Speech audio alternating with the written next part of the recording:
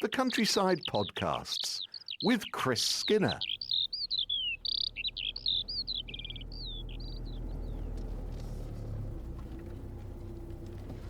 We're at High Ash Farm near Norwich once again for another Countryside Podcast, and Chris Skinner at the controls of the farm vehicle here, and we're looking, they've disappeared now, at some hares who might start doing that thing they do at this time of year. Yeah, so we've just left March behind us, and we did mention hares last week on the Countryside Podcast, and we're just driving down a field because there was 3 hares at the bottom of the field, almost certainly 2 males and 1 female, and the female gets rather fed up with the overzealous attention of all the males, so she just stops, and if they get too close she'll stand up on her hind legs, and they're very mobile. They're probably been doing this courtship behaviour all night, and this is a thing with hares. We've just driven down the field. They were in full view at the bottom, and I think they've perhaps moved on to the next field, but we'll go a little bit further, just see if we can catch up with them. No, can't quite see them. We've passed a lot of hares and some deer already. Lovely stock doves in front of us, just to the left there. There they are, slightly smaller and more compact than the wood pigeon. But where have those hares gone? There they are, in front of us. And we straight in front. Oh, look, on the grass there. I'll turn the truck off. Yes, because at the moment the terrain we're on is been cut very close, isn't it? Over there the grass is greener. And that's where they're spending quite a lot of the daylight hours now. And 2 of them are hunkered down. But suddenly it just goes from a calm little scene like this to an explosive boxing match, and that's what I drove down the field for, to see if we could capture that. It's lovely when they face each other like that. The males are probably on the right, slightly smaller there at the moment than the female, and she's hunkered down a little bit, and they're about 100 yards in front of us. And it's a turmoil, that's what I'd call this at the moment, but not quite the boxing match, and it is ferocious. Kick with their hind legs rather like a kangaroo. They'll stand up to each other, kick down with the hind legs, and it's pretty nasty because hares have quite long claws on their hind feet, and it can cause quite a nasty injury to the other male, or even the male tends to not box back with such ferocity. There's an old saying in life that hell hath no fury like a woman's temper, and she just gets fed up because these 2 males have been following her all night long, although we're fairly early morning at the moment. And Rat's just opening the window. He doesn't like this sitting still. Yes, Rat, our terrier's sitting on my lap, and they're just sitting still, and this is typical behaviour. And to watch boxing, you have to have a degree of patience, but it happens many, many times a day, and we've got groups of hares all over the farm at the moment. Some just in pairs, they seem to have sorted out who's who. Some in 3s like this, and that's the female will be moving away, and she's being hotly pursued by one of the males, you can see very clearly, although the grass is now 6 inches tall. And yeah, so there's leverets here already. When Neil mowed this field, which was overwinter wild bird seed mix, about a week ago now, then he was watching the leverets running away from the tractor, some just a week old, some about a month old, which shows they can breed and give birth to their young even during the winter months. Most of them get born now, so you can see there's a lot of threatening going on between the males as well, which is now happening, and she's now doing a quick escape and being followed very closely by a male at high speed, and they've left a 3rd male behind. So I think we've got you had a little bit of boxing. Somebody jumped in the air And that's one of the sights of the countryside at this time of the year.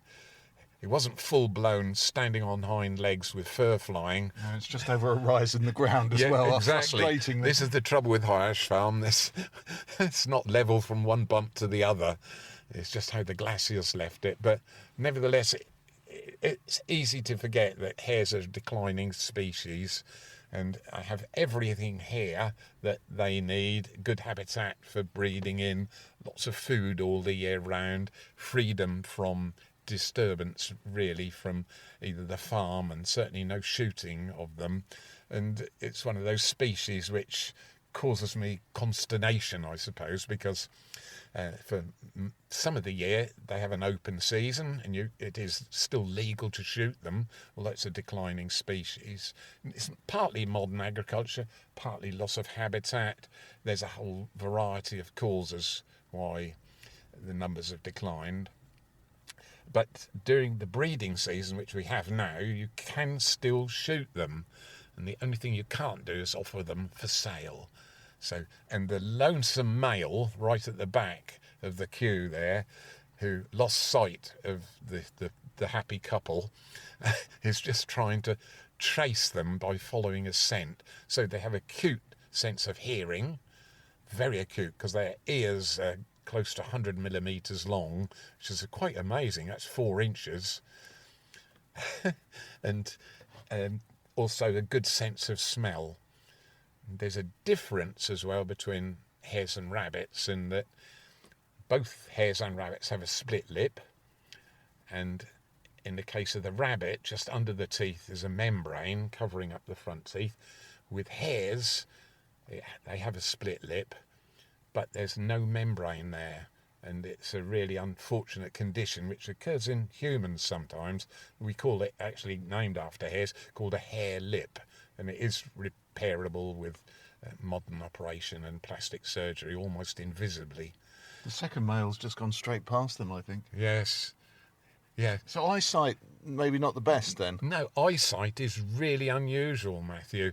They practically have 360-degree vision. The eyes are high up on the head, big golden sort of staring eyes with a black pupil, high up on the head and almost protruding from the top of the head, and they are able to see behind them when they're running.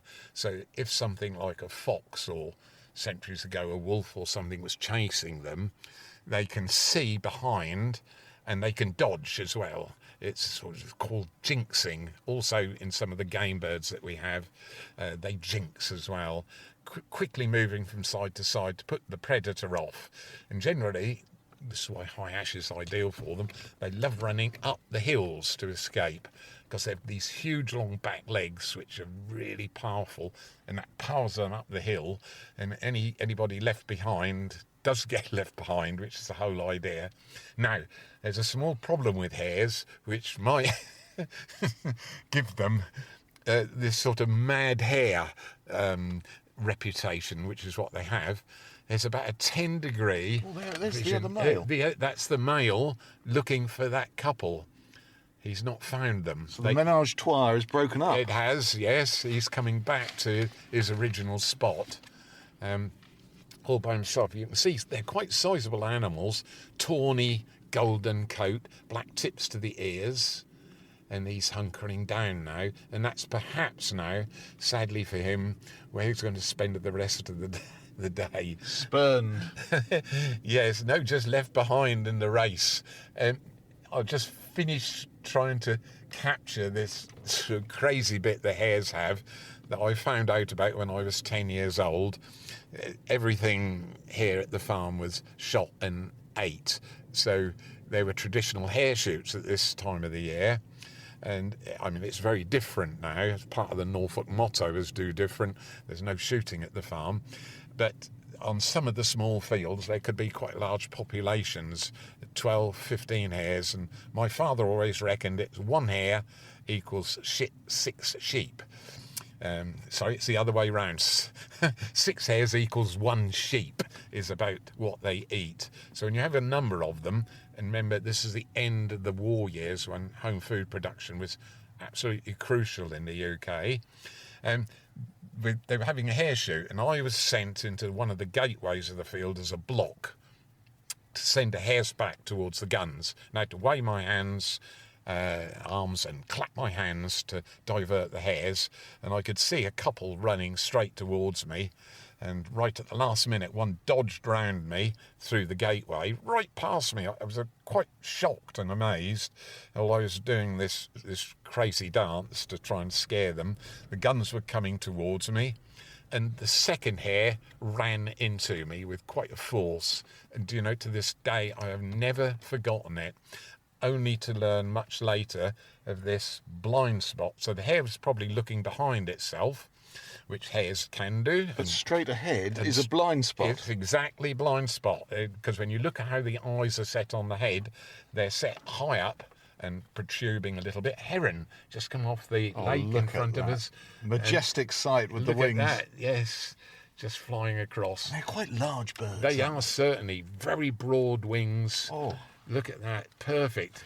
It almost looks prehistoric, like a pterodactyl. And now we've got a side view with that neck carriage that they have. Yes, they have, and the long legs, and I've videoed them several times. It's probably been feasting on the frogs, not the frog spawn. Any toads, late emergers on the lake down there that arrived a little bit too late, and it'll gobble 1 or 2 of those down for breakfast. But that's how it is in the countryside.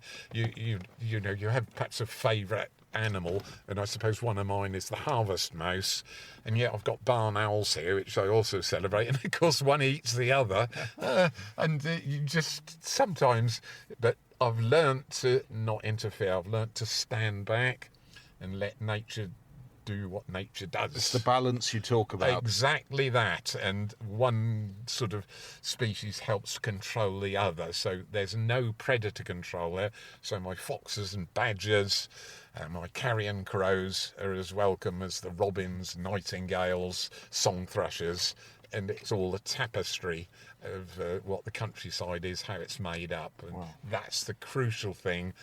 And man can interfere with that very easily. We have, modern machinery, modern agriculture, which we're now going to visit in a minute. I think I can hear Neil up on one of the top fields. It's the oat field, and we'll go and visit him because he's done some theft this morning. We were going to visit the hide where the rooks, jackdaws and carrion crows come up close to feed, right on the other side of the window, and Neil unwittingly has top-trumped us by doing some shallow cultivation with some mintill. And that's irresistible to the rooks. Absolutely, and you'll see why in a minute. So fingers crossed. Let's start the truck. Those hares have... they're gone. It's gone, and the male is now a solitary male. Oh dear. Nothing we said, I hope. No, I'm sure not. And it's hunkered down in that grass because the field we're driving on is very short cover, and the other pair are down there, probably gone into that new area of successional woodland where there's tall grass, and they can get on with what they were going to get on with. Fantastic start to this Easter edition of the Countryside Podcasts with Farmer Chris Skinner, who is behind the wheel of the pickup here, and we're making our way to another part of the farm. And glad to see you, Chris. It looks like you're making good progress. Yes, I've got some colour in my cheeks now. The anaesthetic has almost left my body. It was 9.5 hours, and it's been descending downwards. It's just the bottom part of my legs feel as they don't quite belong to me yet. And I haven't been drinking, I promise. So I'm a bit wobbly, but apart from that, and just we can drive on the tracks on the farm and on the field, which we're on at the moment, but no road work for several weeks until I get the all clear from the local GP.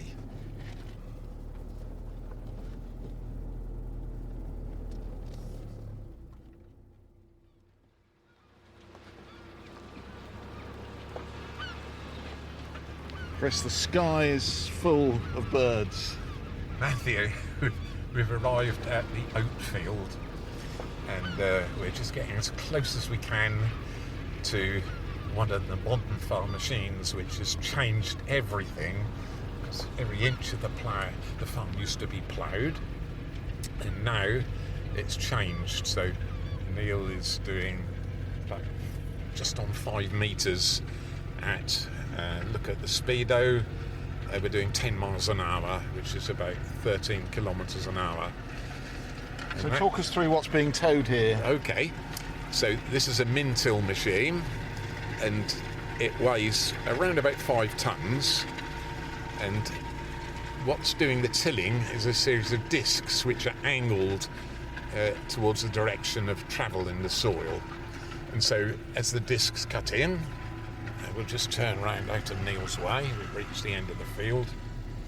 The discs cut in and turn the soil, but without using all that energy to do what the plough did, which is to bring up unweathered soil. And because we're actually on clay at the moment, it's sandy soil at the bottom of the field, it would then have to be worked all over again, whereas this machine is drilling and tilling all in one go.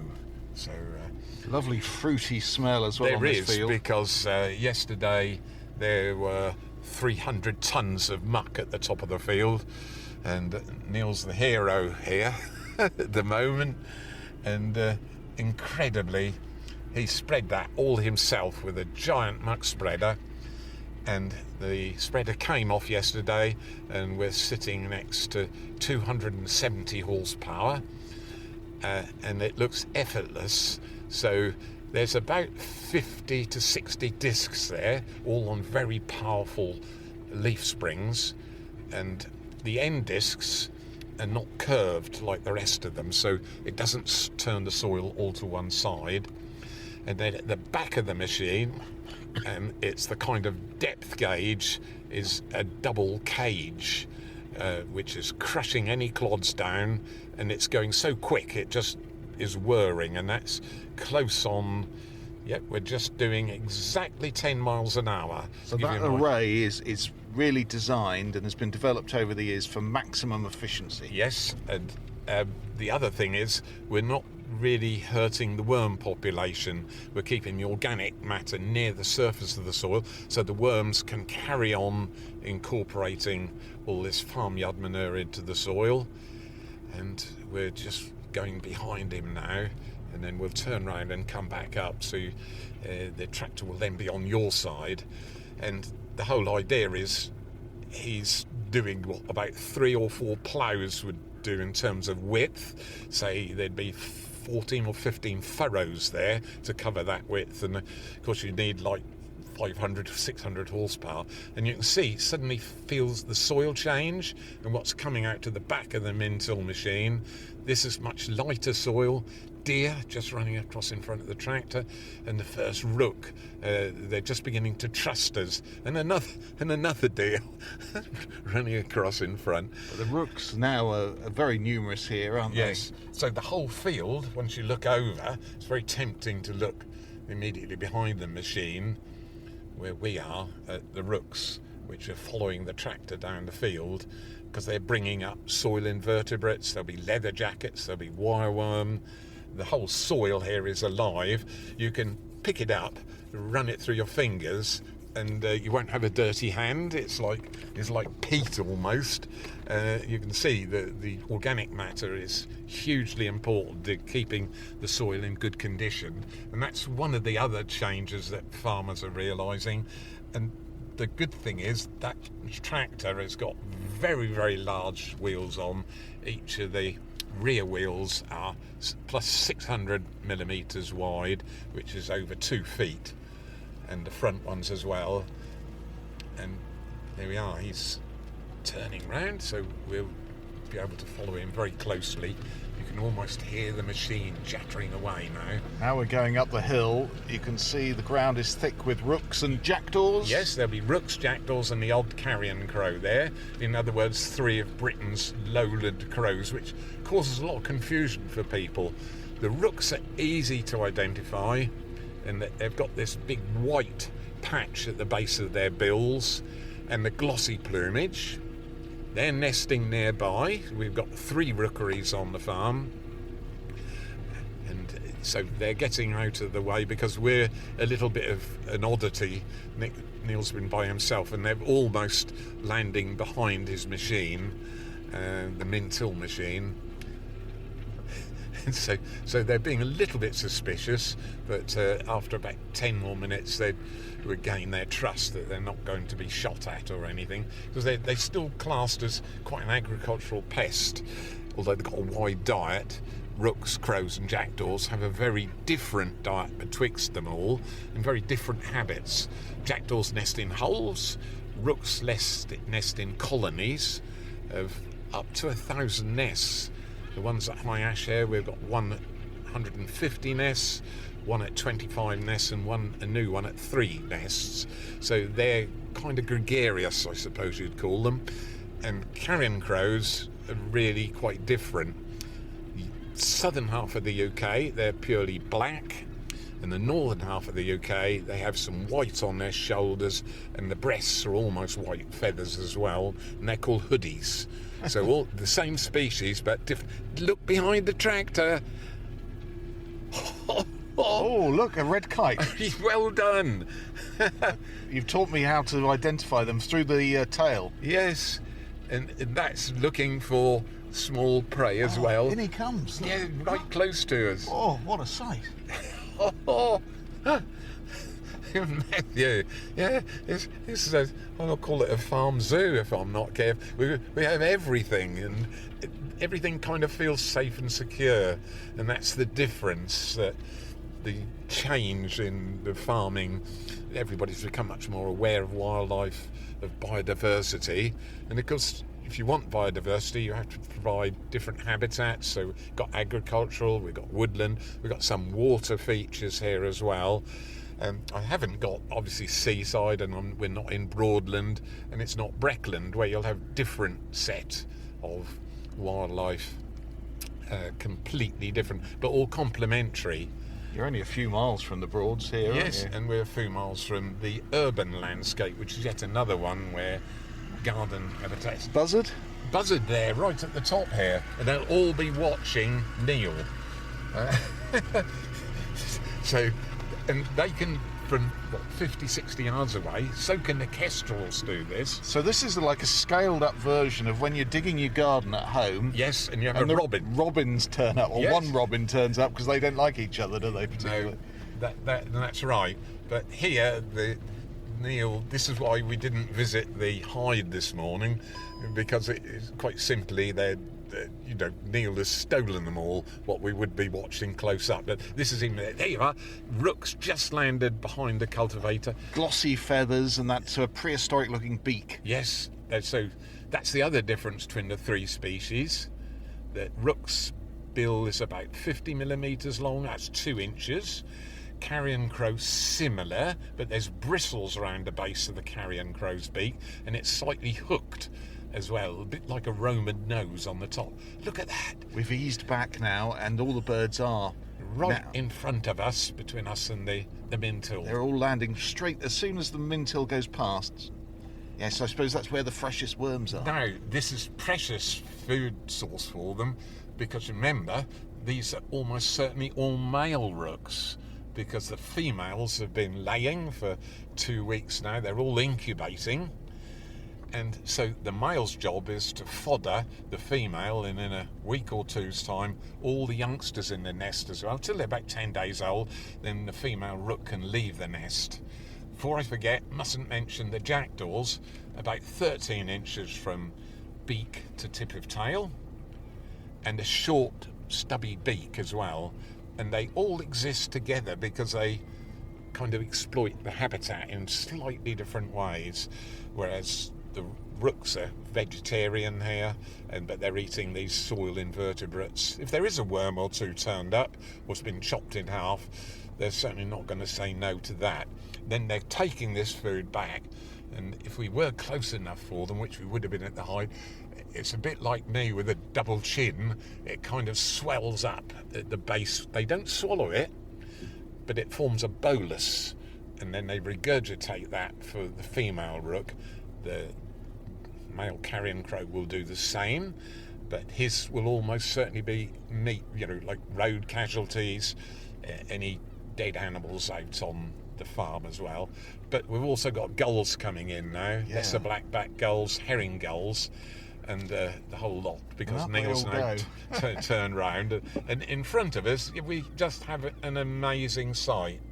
Yeah, a couple of 300 birds there, all mixed flock. So the deep black of the rooks and the white of the gulls is striking. So in 10 minutes we've seen all 3 species of lowland crows here. The jackdaws here, carrion crow, and the rooks feeding, and just absolutely amazing. We've seen a red kite and a buzzard, and there's the buzzard sitting out solitary all by himself. Can you see him there? Just in the bit of the valley in front of us. Yes. You've got him? Yeah. Sitting there, really well camouflaged. Yeah, perfect. And we saw that red kite. That really was a splendid that's sight.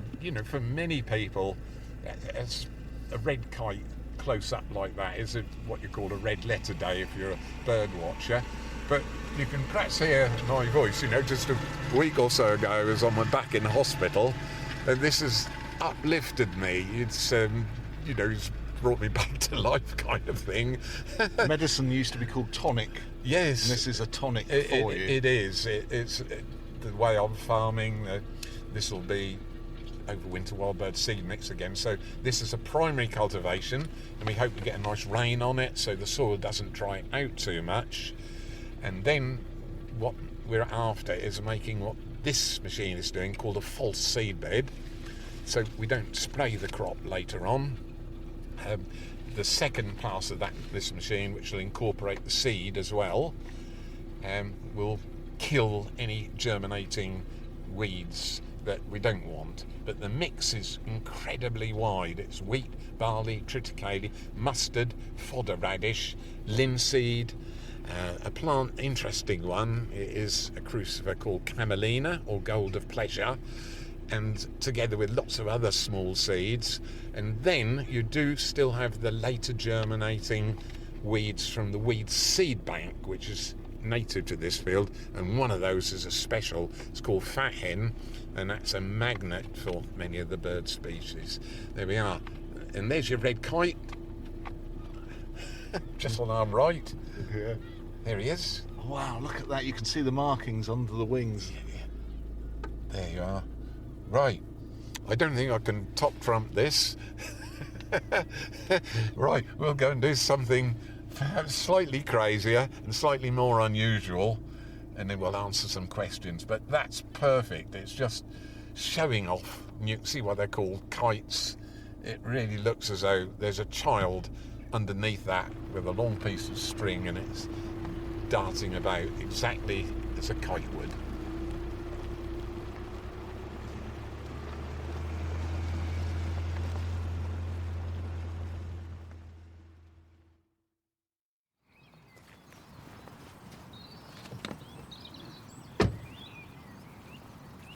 We're out of the truck and the birds singing their hearts out right next to Caister Lane, isn't it? So we're going to have some cars come past, but Chris is looking up. Yes, Matthew. This is a special tree.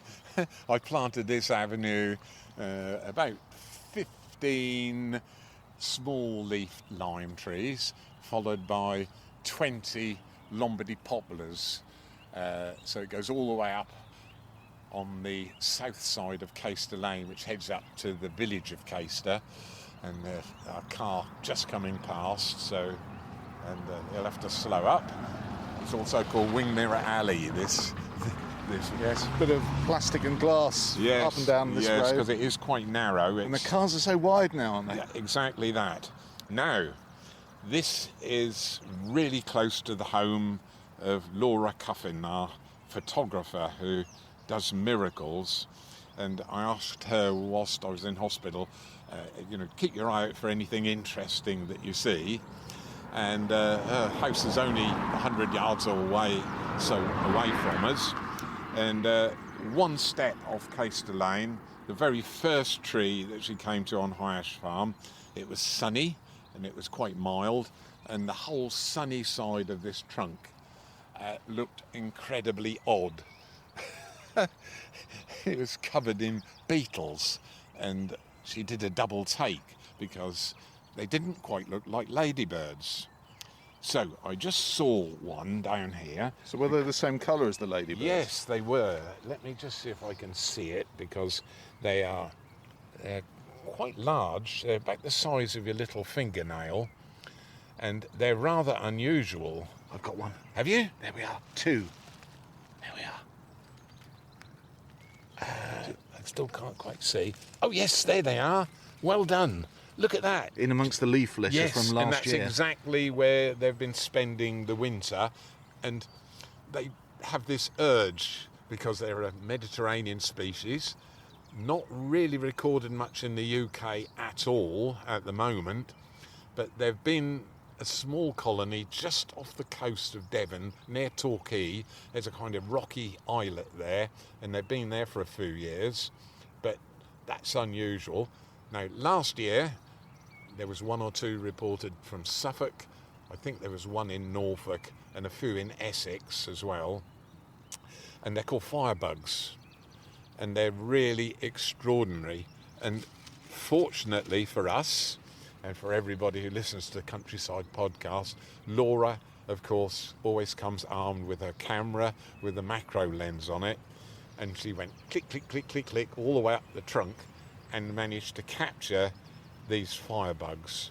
So absolutely extraordinary. So red and black, and an elongated Yes. shape. Oh, have you got some there as well? I've got some here, because I wasn't sure what the weather would be like this morning, and they curl themselves up. Let's just see if I can see if I can find one here.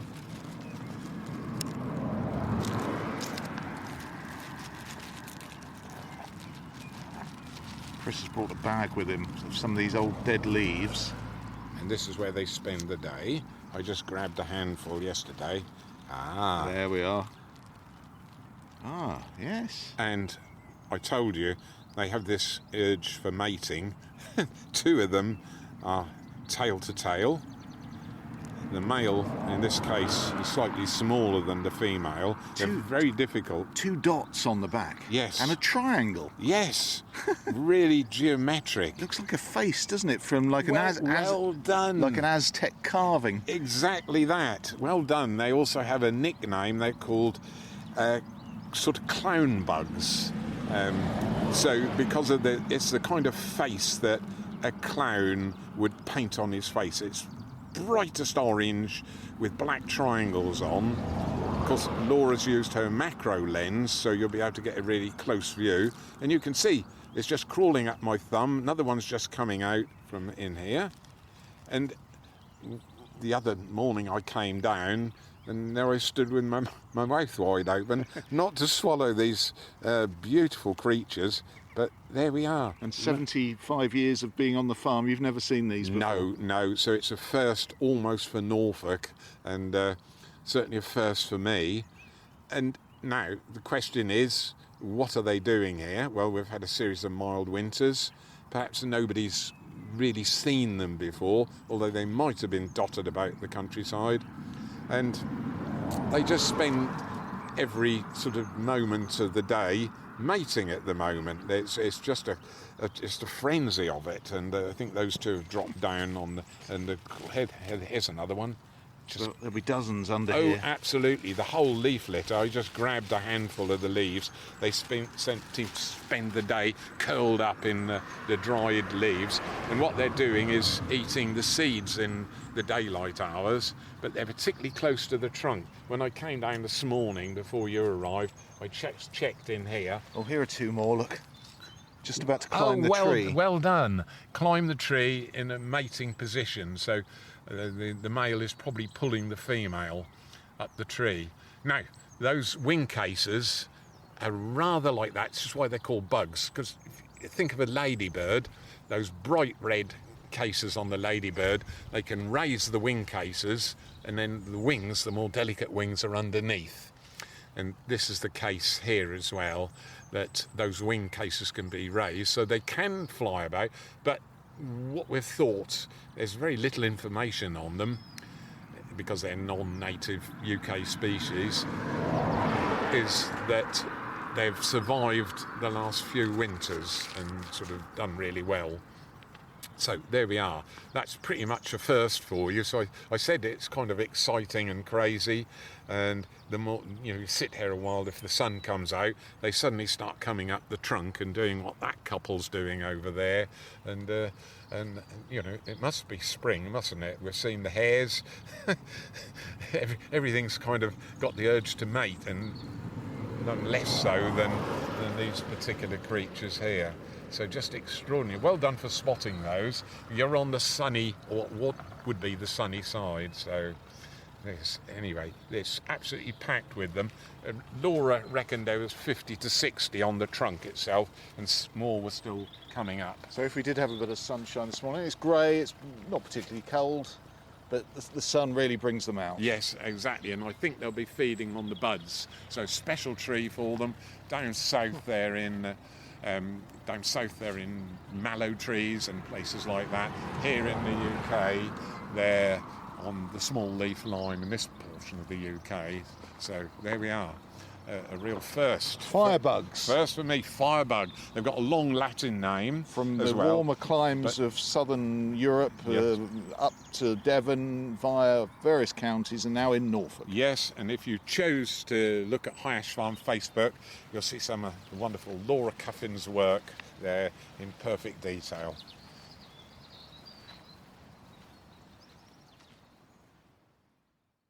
Back in the farmyard now, with a whole pile of your emails. Bonnie Van Dyne, hello to you. Bonnie is saying some lovely things about the podcast from Northern Illinois in the United States. Been listening for 4 years. Goodness me, I think you need a medal, and thank you. We get lots of fan mail now as well, but the interesting thing is people feel connected to Britain, particularly expats, and so lots of people are feeling this makes them feel all over at home again, and that's really lovely. So thank you for all the emails and cards that I've had as well. It's just very gratifying. Bonnie says quite sternly, make sure you follow doctor's orders. I know. I think you're pretty much doing that, aren't you? I'm trying to behave. I have the head of a 21-year-old and the body of something quite a bit older. But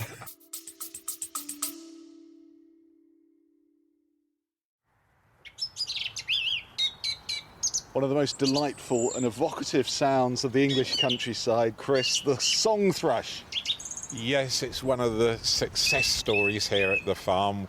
We've got quite a number of them nesting here, and it's one of the UK's most competent songsters singing away for us. Just one of the sounds that you can hear regularly on this podcast. And we've got a little favour to ask. If you can possibly help by sending us a donation to help support the running costs of the podcast by visiting hayashfarm.com/podcast. And thank you for all your donations.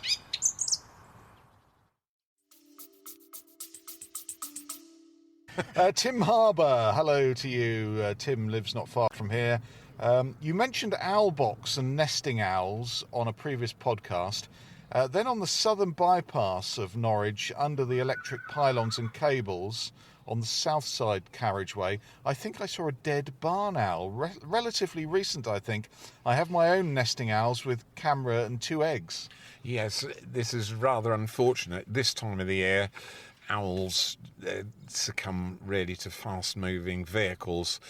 And I got involved in a little survey when Norwich Southern Bypass was first opened over 20 years ago now, and drove the new section every morning for about a week with a friend, and we picked up some of the casualties, and I think we found 7 dead barn owls because the road had crossed territory which they hadn't. The road hadn't been there before, and they just cannot learn to, they love flying low along the verges, which had all been sown with grass and the ideal habitat.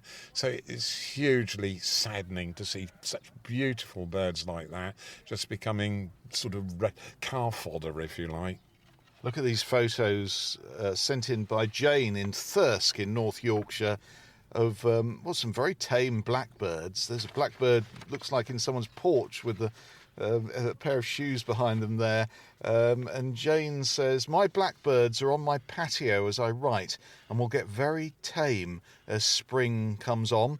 When I've been away from the house, they know my car, and by the time I'm in the house and glancing out of the windows to where I feed them, they'll be sat on the fence waiting. Just wanted to share some of the little treasures that visit my tiny garden. There, exactly, I agree with all of that sentiment, and the same happens here at the farm. It's really quite nice. You kind of feel, in inverted commas, it's your wildlife. Of course it isn't, but while it's in your garden and you're helping to look after it, particularly at this time of the year, I don't think you could do anything better. Got a suggestion of a future topic. Lou Mahan says, what about the dawn chorus and the wonder and well-being benefits of it? And I think actually Lou is from RSPB, so I think, I mean, obviously you know about the dawn chorus, and we've featured it many times here. Listening to it this morning, and believe it or not, you mustn't tell any the surgical team. I was outside there at 5 o'clock with the microphone. But it's like medicine to you, isn't it? Yes, listening to that. And I was trying to no painkillers whatsoever. I was so distracted in trying to move from one place to another to capture the blackbird right down the microphone singing. It's one of those lovely fluid songs. It's beautiful, and it was pretty cold, and I went back indoors, had a cup of tea. I didn't manage to capture it, but you're quite right, and I have recorded one of the dawn chorus here at the farm. Perhaps we'll do that as a topic next week, so thank you for the suggestion. And I have nightingales singing in daylight, accompanied by blackbirds, a cuckoo which had just arrived, all in one take.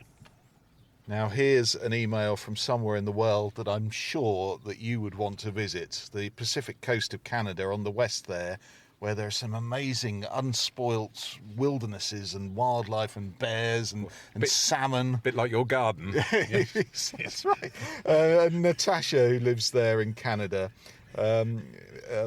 it felt like a bale of hay on your chest, is the comment that we enjoyed, she says. We're glad to hear your operation went well, even though afterwards you had that comment to make. We're thinking about you over here in beautiful Victoria, British Columbia. Best wishes. Isn't that nice? And the bale of hay I was referring to weighs 500 kilos. It's not one you pick up with a pitchfork. Elizabeth, we wish to send you love and heartfelt wishes for a speedy recovery, all the way from Market Harborough. Not quite the wilderness of Canada, but still very welcome, I'm sure. Jackie Davis says, today's post-bypass episode was a joy to listen to. Isn't that nice? Every decision I make on my own land is now informed by your podcast. My admiration and recognition of the wild birds, my desire to share in what I have grown with the birds and mammals and insects that come my way, and my determination to steward the land well. That's music to your ears, isn't it? Yes, absolutely. I agree with everything in there, in that email. Thank you.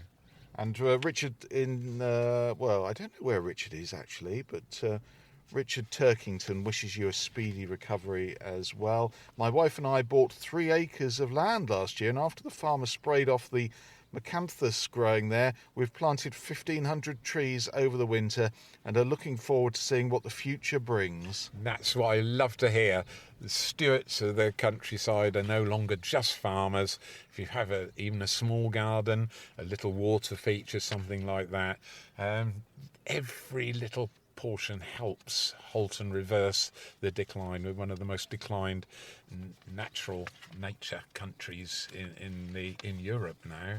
So anything to halt and reverse that is hugely valuable. Here's an email sending best wishes and greetings from Paris, Gillian Handyside. And Jim Leishman says, hello to you, Chris. It's fantastic to hear you're back home safely.